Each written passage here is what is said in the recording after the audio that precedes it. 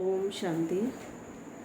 आज हम 6 सितंबर 2022 की बाबा की साकार मुरली सुनेंगे।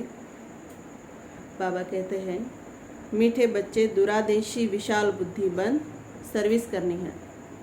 सच और झूठ का कंट्रास्ट सिद्ध कर बताना है। प्रश्न है, महाभारत से कौन कौन सी बातें सिद्ध होती हैं? महाभारत का अर्थ क्या है? उत्तर है, महाभारत अर्थात अनेक धर्मों का विनाश और एक धर्म की स्थापना। महाभारत का अर्थ ही है पांडवों की विजय, कौरवों की पराजय। महाभारत लड़ाई से सिद्ध होता है कि जरूर भगवान भी होगा जिसने रथ पर बैठ ज्ञान सुनाया। भगवान ने जरूर राजयोग सिखाया होगा जिससे राजाई स्थापन हुई। महाभारत अर्थात जिसके बाद सतयुगी राजाई स्थापन हो। तुम बच्चे महाभारत पर अच्छी तरह से समझा सकते हो।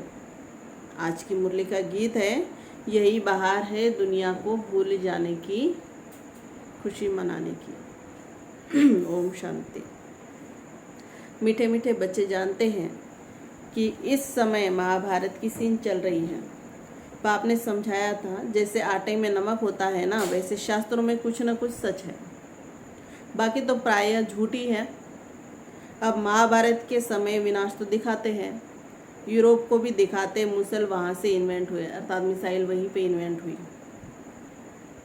यह भी तुम बच्चे जानते हो कि यह वही यज्ञ चल रहा है, जबकि एक धर्म की स्थापना होती है, पांडवों की विजय होती है भी राजयोग। दिखाते हैं अर्जुन के रथ में अर्जुन को श्री कृष्ण ज्ञान देते हैं। यह भी समझते हो राजयोग का ज्ञान दिया है। महाभारत लड़ाई के बाद जरूर राजयोग से राजाई स्थापन हुई होगी। इस समय तो राजा ही नहीं है, फिर से स्थापन होनी चाहिए। महाभारत के नाटक भी बनते हैं, एडवर्टाइजमेंट निकल रही है, उस समय एडवर्टाइजमेंट निकल रही थी, उनका बाइस्कोप बनाया है, आकर के देखो। अब तुम बच्चे जानते हो बाप तुमको सब सच बतलाते हैं। वह तो नाटक आदि सब झूठे बनाते हैं। महाभारत का नाटक सर्विस के ख्याल से देखना चाहिए कि वह लोग क्या बनाते हैं, फिर उस पर हम क्या समझाएंगे। सर्विस के लिए विचार सागर मंथन करना होता है, परंतु बच्चों की इतनी विशाल बुद्धि हुई नहीं है। जिन्होंने नाटक बनाया है उनको जाकर समझाना है वास्तव में सच क्या है, झूठ क्या है। क्या समझाना है? वास्तव में सच क्या है, झूठ क्या है। तुमने जो महाभारत लड़ाई दिखाई है उनकी तिथि तारीख चाहिए, कब लगी थी। जैसे कण कण में भगवान का नाटक बनाया है तो जाकर देखना चाहिए क्या दिखाते हैं। वास्तव में सच क्या है उसके पर्चे छपवाने चाहिए। सच तो वही है जो प्रैक्टिकल चल रहा है। नाटक सब झूठे कैसे हैं सो आकर समझो। महाभारत तो प्रैक्टिकल में चल रहा है। यह समझने से भी तुम सचखंड के मालिक बन सकते हो, ईश्वर से वर्षा ले सकते हो। ऐसे ऐसे सर्विस के ख्यालात आने चाहिए। सर्वोदया वालों से भी कोई कोई मिलते हैं, परंतु उसमें भी बड़ी विशाल बुद्धि चाहिए।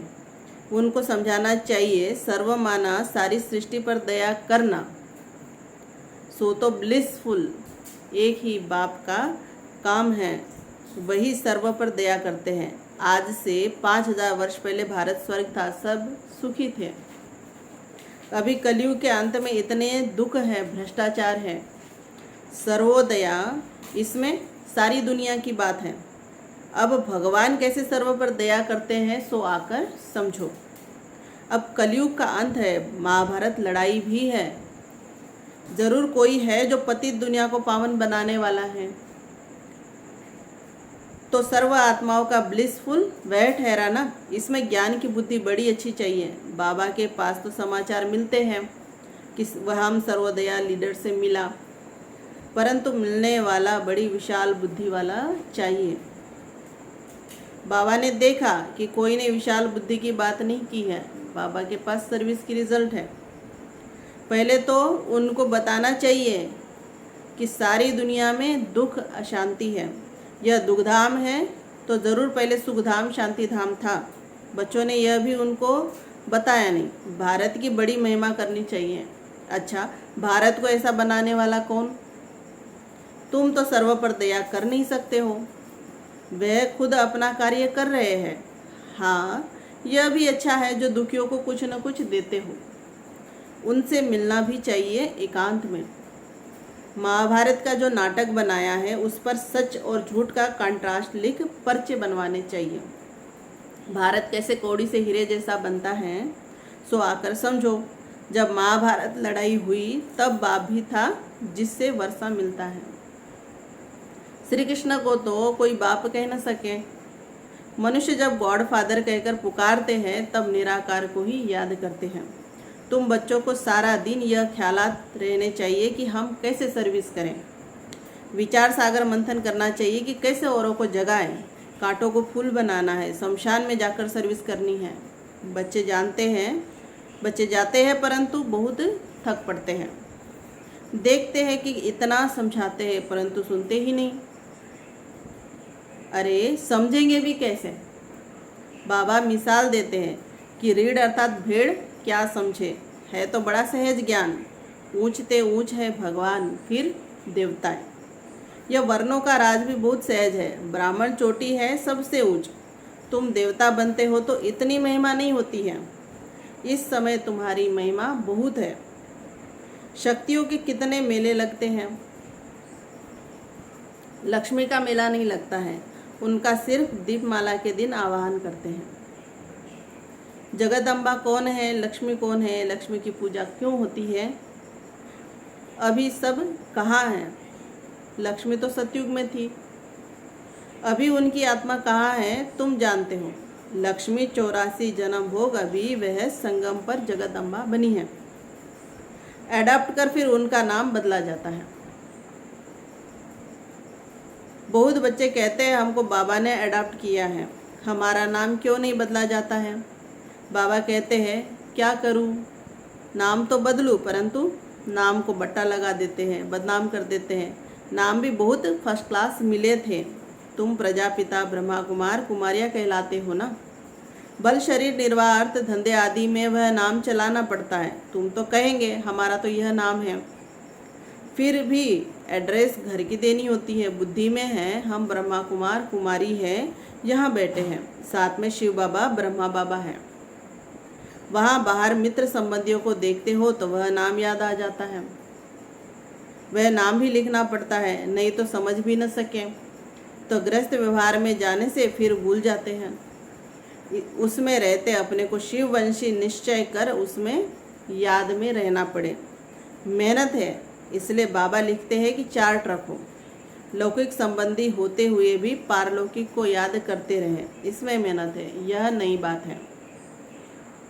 अब महाभारत नाटक में रथ भी तो दिखाएंगे, संस्कृत श्लोक भी जरूर बोलेंगे। देखना चाहिए कि क्या क्या बतलाते हैं, फिर उस पर ही लिखना चाहिए।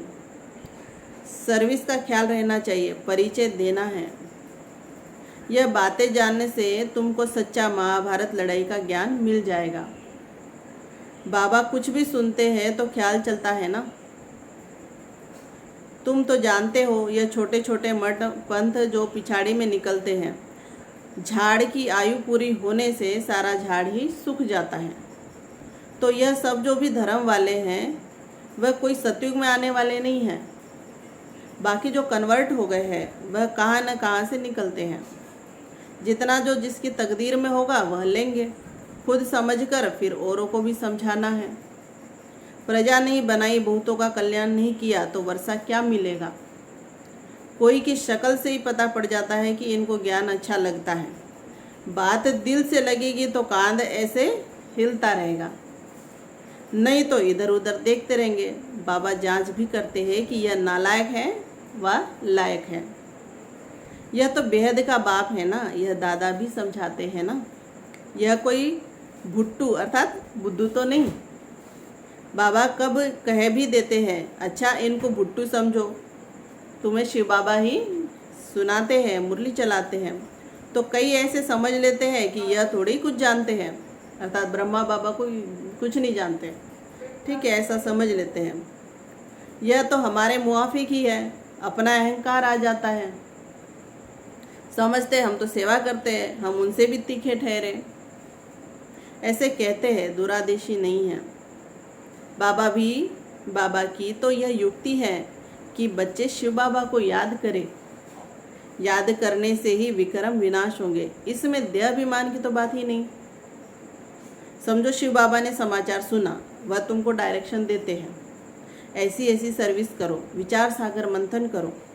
सन्यासी आदि आगे चल बहुत निकलेंगे जो समझेंगे कि इन्हों को पढ़ाने वाला बेशक परम पिता परमात्मा है। श्री कृष्ण तो हो नहीं सकता, तुम सिद्ध कर देंगे।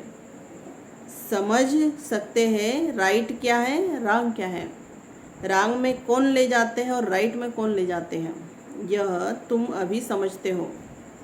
यह कोई को थोड़ा ही पता है कि रावण राज्य द्वापर से शुरू हुआ है, जो चला आ रहा है। रावण के चित्र पर भी समझाना है यह कब से शुरू हुआ। डेट डालनी चाहिए कि यह रावण सबसे पुराना दुश्मन है। इन पर जीत पाने से तुम जगत जीत बन सकते हो। बाप सर्विस की अनेक प्रकार की युक्तियाँ बताते हैं, डायरेक्शन मिलते रहते हैं। ऐसे ऐसे पर्चों में लिखकर खूब बांटो और पॉइंट्स मिलती रहेगी तीर लगाने की। आजकल नाटक देखने तो बहुत जाते हैं। पतित बनना यह गंदगी है ना, सब पतित है। पावन बन फिर पतित बन पड़ते हैं। बाबा कहते हैं काला मुंह कर दिया। ऐसे तो बहुत होते हैं। बाबा तो समझ जाते हैं इनमें क्या ताकत है माया पर जीत पाने की। बाबा से पूछते हैं शादी करूं? बाबा तो समझ जाते हैं कि इनकी दिल है। बाबा कहेंगे मालिक हो, चाहे जहन्नुम में जाओ, चाहे क्षीर सागर में जाओ, मंजिल बहुत बड़ी है। काम विकार कोई कम थोड़ी ही है, बहुत मुश्किल है। सन्यासी तो घर बार छोड़ चले जाते हैं। तुमको गृहस्थ व्यवहार में रहते बाप से योग लगाकर पूरा वर्षा लेना है। बहुत मेहनत करनी पड़े, प्राप्ति भी बहुत है। सन्यासी पवित्र रहते हैं तो बड़े बड़े प्रेसिडेंट आदि भी जाकर उनको माथा टेकते हैं। फर्क देखो पतित और पावन का। मेहनत से मनुष्य MP आदि बन जाते हैं। है सारा पुरुषार्थ पर मदार। कहते हैं ना पुरुषार्थ बड़ा या प्रारब्ध बड़ी। पुरुषार्थ ही बड़ा कहेंगे, पुरुषार्थ से ही प्रारब्ध बनती है ना। कोई फिर समझते हैं प्रारब्ध में होगा तब तो पुरुषार्थ करेंगे, ड्रामा कराएगा, ऐसे समझकर बैठ जाते हैं। पहली मुख्य बात है ही बाप का परिचय देना। जास्ती बातों में टाइम वेस्ट नहीं करना है। एक पॉइंट को समझे तो लिखवाना है कि मैं बरोबर यह बात समझता हूँ। बाप को जानने सिवाय और कुछ समझेंगे नहीं। पहली बात ही यह पकड़नी है। नहीं मानते हो तो जाओ अपना रास्ता लो। बाबा सीधा बताते हैं। तुम कहते हो ना निराकार बाप सभी का बाप है, तो लिखो भगवान एक है, बाकी सब उनकी रचना है। अब बताओ गीता का भगवान कौन? कहेंगे वह तो निराकार है, उसने गीता कैसे सुनाई होगी। फिर बताना है प्रजापिता ब्रह्मा से क्या संबंध है। प्रजापिता ब्रह्मा द्वारा तो मनुष्य सृष्टि रची जाती है। शूद्र से अडॉप्ट कर ब्राह्मण बनाते हैं। यह लिखवा कर फिर एड्रेस लेना चाहिए। फिर 10-15 दिन बाद पत्र लिखना चाहिए। लिखो बरोबर बेहद के बाप से वर्षा मिलता है। यह ब्रह्मा कुमार कुमारी सुखधाम शांति धाम का रास्ता बताते हैं। लिखवा लेना चाहिए, फिर लिखा पढ़ी करते रहना चाहिए। शिव बाबा को भी रड़िया मार मार कर पुकार कर बाबा की नींद फिटा दी ना। शिव बाबा को भी रड़िया मार मार कर पुकार कर बाबा की नींद फिटा दी ना। भक्ति में बाबा को इतना पुकारा कि बाबा की नींद फिटा दी तो आ गए। बच्चों को भी मेहनत करनी चाहिए। अब बाबा आ गए हैं तो बच्चों को भी मेहनत करनी चाहिए। प्रदर्शनी व प्रोजेक्टर में भी पहले इस पॉइंट पर समझाना चाहिए। किस पॉइंट पर? कि परमपिता परमात्मा से आपका संबंध क्या है। अर्थात बाबा का परिचय देना, यह मुख्य बात है। अच्छा, मीठे मीठे सिखिल दे बच्चों प्रति माता पिता बाप दादा का याद प्यार और गुड मॉर्निंग। रूहानी बाप की रूहानी बच्चों को नमस्ते। हम रूहानी बच्चों की रूहानी बाप दादा को याद प्यार, गुड मॉर्निंग और नमस्ते नमस्ते। शुक्रिया बाबा। धारणा के लिए मुख्य सार है, पहली पॉइंट है, सर्विस के लिए विचार सागर मंथन करना है, थकना नहीं है, बहुतों के कल्याण की युक्तियां रचनी है। दूसरी पॉइंट है, लौकिक के बीच में रहते भी पारलौकिक बाप को याद करना है, श्रेष्ठ पुरुषार्थ से अपनी प्रारब्ध ऊंच बनानी है। आज का वरदान है, एक बल एक भरोसा रख, हलचल की परिस्थिति में एक रस रहने वाले सर्वशक्ति संपन्न भव। एक बल एक भरोसे में रहने वाली आत्मा सदा एक रस स्थिति में स्थित होगी। एक रस स्थिति अर्थात सदा अचल, हलचल नहीं। एक बाप द्वारा सर्वशक्तियाँ प्राप्त कर सर्वशक्ति संपन्न रहने वाली आत्मा कैसी भी हलचल की परिस्थिति में अचल रह सकती है। एक रस स्थिति का अर्थ ही है कि एक द्वारा सर्व संबंध सर्व प्राप्तियों के रस का अनुभव करना, उसे और कोई भी संबंध अपनी ओर आकर्षित नहीं कर सकते। स्लोगन है, बेहद सेवा की श्रेष्ठ वृत्ति रखना ही विश्व कल्याणकारी बनना है। बेहद सेवा की श्रेष्ठ वृत्ति रखना ही विश्व कल्याणकारी बनना है। ओम शांति।